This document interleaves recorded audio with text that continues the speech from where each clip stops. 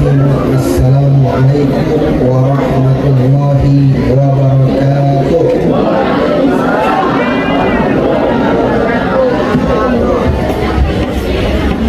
Alhamdulillah, lahul ni'matu wa lahul fadlu wa lahul thana'ul hasan. Salawatullahil barril rahim wal malaikatil mukarramin ala sayyidina wa maulana Muhammad Thahal Amin wa ala alihi wa ashabihi tayyibin at-tahirin. Amma ba'd.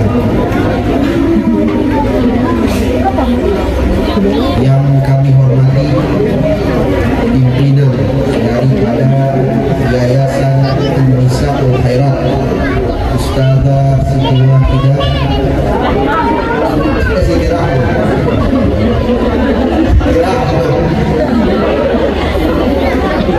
Soalnya ada saya punya majelis namanya Ustazah itu Siti Wahidah, rata-rata ini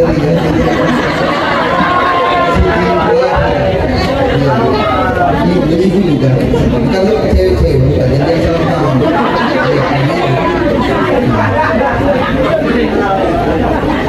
Ibu Siti Rahman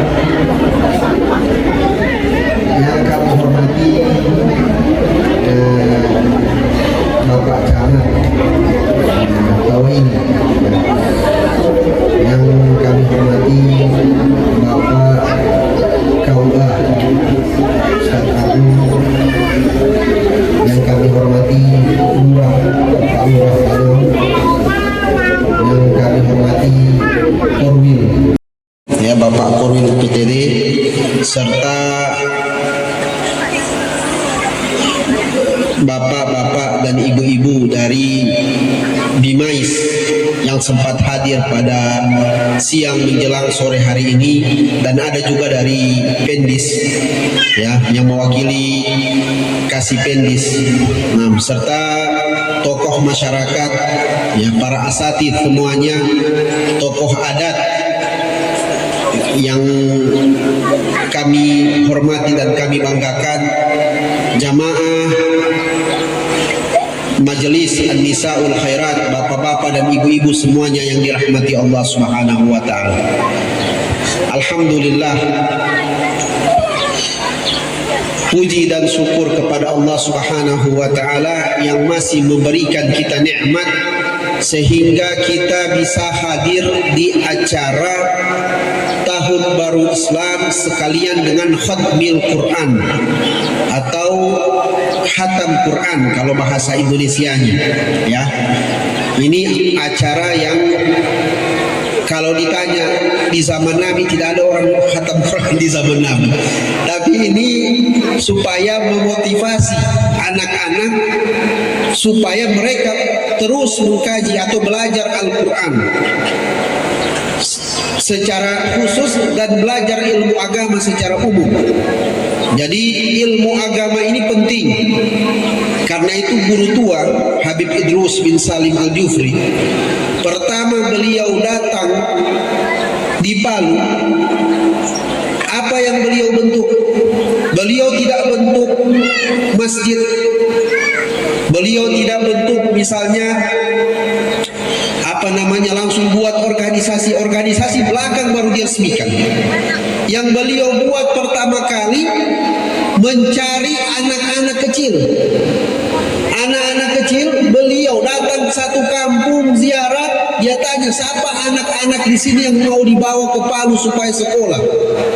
Setiap datang di satu kampung, datang cari mana ada anak-anak di sini yang saya bawa untuk ke Palu supaya sekolah. Nah, anak-anak ini yang insya Allah jadi para ustadz setelah beliau meninggal. Bukan cuma ustadz-ustadz kecil, ustadz-ustadz kaliber.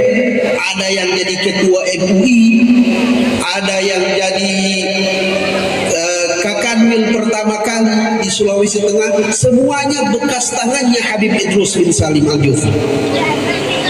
Jadi memang ilmu agama ini dididik anak-anak dari kecil. Dan agama ini kuat kata ulama bukan karena banyaknya orang pakai songkok, bukan karena banyaknya orang pakai pakai gamis. Ya, kalau gamis dengan songgo ini di Sesal Jufri banyak dijual. Tapi kata ulama apa? Ilmu din hayatul Islam. Ilmu agama ini adalah keberlangsungan agama ini. Coba bayangkan kalau tidak ada sekolah seperti ini, jadi apa anak-anak sekarang kita ini? Zaman dulu saja mereka sudah khawatir, padahal belum ada HP. Zaman dulu kalau anak-anak tidak sekolah agama, stres dia punya orang tua di zaman dulu. Sekarang harusnya lebih stres lagi. Karena apa? Karena kalau dia tidak belajar agama, dia akan waktunya dia gunakan kepada selain agama. Sekarang ini di Kementerian Agama terus terang Bapak dan Ibu lagi marak perang terhadap judi online. Ini judi online bukan nanti orang tua. Dulu kalau orang tua nanti orang tua baru berjudi. Nah, itu pun nanti di tempat-tempat sembunyi orang berjudi. Dulu zaman dulu. Sekarang anak-anak dalam kamar umur 14 tahun, umur 13 tahun sudah bisa main judi secara online. Dan ini kasus besar di Indonesia. Ini yang sementara diperangi oleh Majelis Ulama Indonesia dan Kementerian Agama. Nah, ini kalau anak-anak tidak dididik dengan agama, jadi apa kita punya generasi di masa yang akan datang?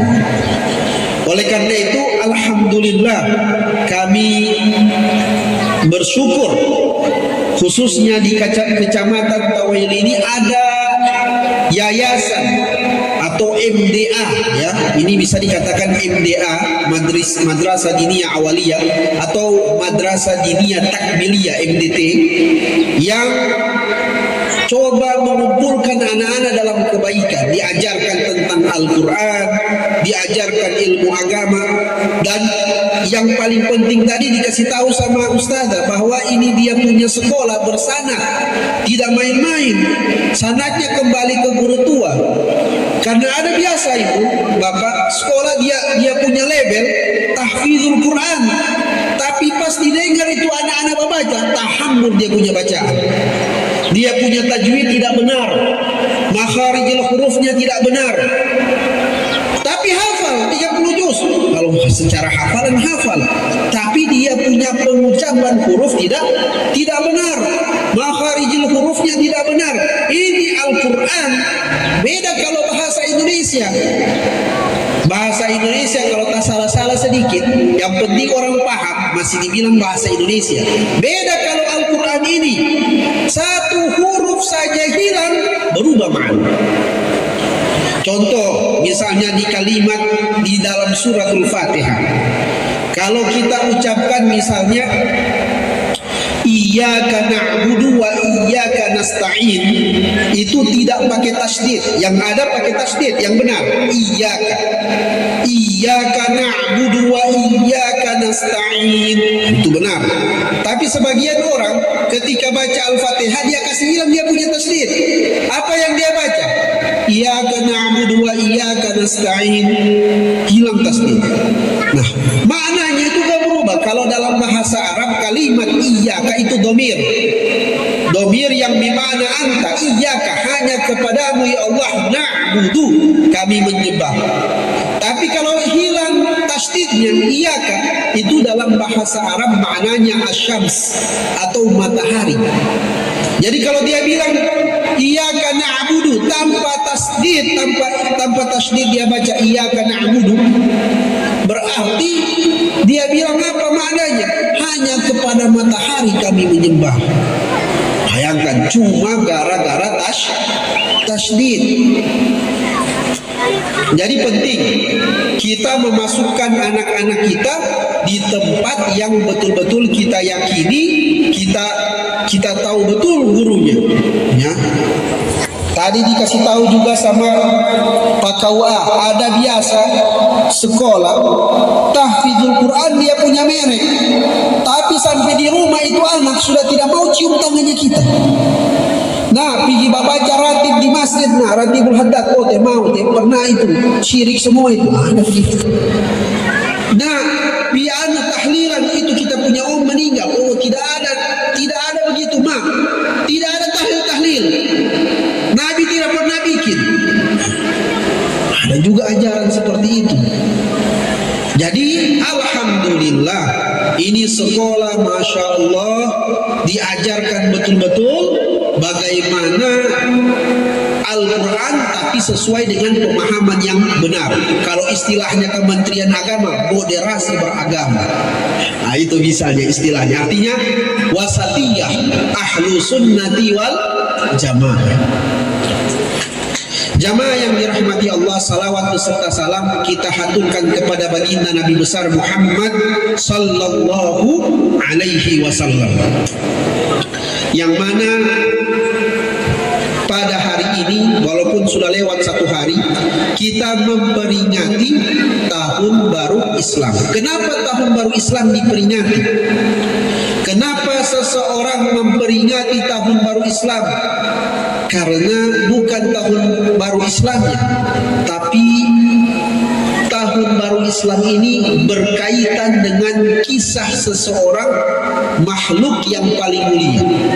Semua yang berkaitan dengan Nabi mulia, semua yang berkaitan dengan Rasulullah mulia. Kenapa diperingati tahun baru Islam? Karena di dalam tahun baru Islam itu terdapat sebuah peristiwa yang agung yang terjadi bagi Rasulullah sallallahu alaihi wasallam. Rasulullah dulu ini pertama kali tahun baru Hijriah ini dimulai bukan di zaman Nabi. Kalau di zaman Nabi tidak ada tahun baru Islam. Belum ada istilah tahun baru, masih ada berjalan bulan Arab, misalnya Rajab, Safar, Ramadan, tapi tidak ada istilah tahun. Nah, di zaman Rasulullah sallallahu alaihi wasallam pertama kali tahun baru Islam ini ada di zaman Sayyidina Umar bin Khattab radhiyallahu anhu. Beliau yang pertama mencetuskan tahun baru Islam. Dari mana di awal sahabat ini sepakat? Dari mana awalnya tahun baru ini? Maka sepakat semua sahabat dimulainya tahun baru ini dari peristiwa hijrahnya Nabi besar Muhammad sallallahu alaihi wasallam. Rasulullah waktu itu hijrahnya itu di bulan Safar, bukan di bulan Muharram. Hijrahnya beliau dari bulan Safar sampai di Madinah Rabiul Awal, karena perjalanan butuh 1 bulan dari kota Mekah ke kota Madinah. Tapi dimulai dari bulan Muharram. Kenapa? Karena memang tahun Arab itu dimulai daripada bulan Muharram, ya, bukan dari bulan Safar. Walaupun peristiwa hijrahnya Nabi itu terjadi di bulan Safar. Bisa lihat anak-anak itu 24 jam. Kita tidak bisa ada di sampingnya anak-anak itu terus 1 hari, karena kita punya pekerjaan yang lain. Tapi kapan kita ajar dia ilmu agama, dia yang akan menjaga dirinya sendiri. Ya, oleh karena itu kata Sayyidina Ali, al-malu al-ilmu yahrisuka wa amal malu fa anta tahrisu. Kata Sayyidina Ali, ilmu yang menjaga, wa amal malu fa anta tahrisu.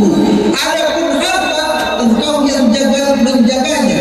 Orang kalau sudah besar rumahnya, bukan semakin senang pikirannya, semakin stres dia. Dia berpikir, ini CCTV mau taruh di mana lain. Ini mobil semakin mahal, takut betul kacau yang sedikit. Dan dia jaga tempat garasi mobil harus aman, pagar harus tinggi. Kalau perlu taruh dia punya kawat duri supaya tidak masuk pencuri. Semakin stres dia memikirkan tentang dia punya harta. Itu kata Sayyidina Ali, wa amal malu fa anta tahrisu. Harta kita yang stres jaga dia. Tapi kalau ilmu agama yang jaga kita. Ketika kita melakukan sesuatu yang jadi patokan apa? Ini halal tidak? Ini boleh tidak menurut agama? Bahwa main HP anak-anak dikasih tahu, nah tidak boleh main judi online, tidak boleh. Jadi walaupun misalnya bapak dan ibunya tidak tahu apa yang dilakukan oleh anak itu di HP, tapi karena ilmu agama yang tertanam di kepalanya, itu yang akan jaga dia dimanapun dia berada. Oleh karena itu kalau ada pendidikan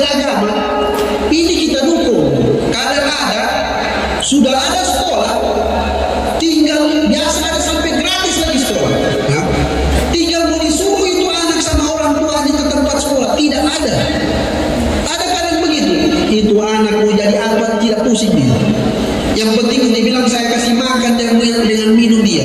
Yang penting makan dan minumnya aman, dia punya baju aman. Nah kalau begitu apa bedanya dengan sapi? Apa bedanya ini anak dengan sapi yang tiap hari kita kasih makan, kita kasih minum? Yang bedakan dia apa? Kita ajarkan ini anak-anak ilmu agama. Semoga insya Allah kesempatan kali ini yang kita doakan, semoga Yayasan An-Nisaul Khairat, itu An-Nisaul Khairat artinya wanita-wanita khairat, wanita-wanita yang baik, ya insya Allah berkembang, ya semakin banyak orang belajar di sini, ya semakin diperhatikan ya oleh masyarakat sekitar, dan semakin antusias masyarakat Tawaili untuk memasukkan anak-anaknya untuk belajar di MDA ini, karena berkembangnya MDA berarti kuat agama. Kalau MDA bagus, MDA kuat, berarti apa? Agama juga kuat. Kalau MDA lemah, MDA tidak mau anak-anak sekolah, berarti agama juga lemah. Ya, insya Allah kita doakan semakin berkembang insya Allah Ta'ala. Demikian yang dapat saya sampaikan, kurang dan lebihnya saya minta maaf. Wallahu musta'an, fastabiqul khairat, wallahu muwaffiq ila aqwamit thoriq. Wassalamualaikum warahmatullahi wabarakatuh.